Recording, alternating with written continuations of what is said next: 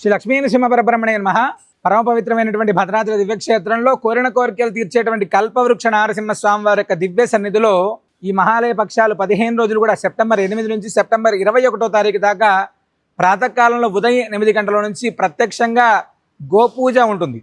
గోపూజ అనేటువంటిది మన పితృదేవత ప్రీతికరంగా ఎవరైతే చేసుకుంటారో, గోవుకు ఆహారాన్ని అందిస్తారో, గోసేవ చేసుకుంటారో, గోదానాన్ని నిర్వహించుకుంటారో, ఇవన్నీ కూడా పితృదేవతల ప్రీతికరంగా జరిగేటువంటివి. మనం కూడా ఎవరైనా పితృదోషాలు ఉన్నాయి, పితృకార్యాలు చేయాలి, మహాలయ పక్షాల్లో మనం ఎన్ని పితృకార్యానికి సంబంధించినటువంటి ఎన్ని కార్యక్రమాలు మనం చేస్తామో అంత విశేషమైనటువంటి ఉన్నతి, కుటుంబ ఉన్నతి కలుగుతుంది అని చెప్తారు.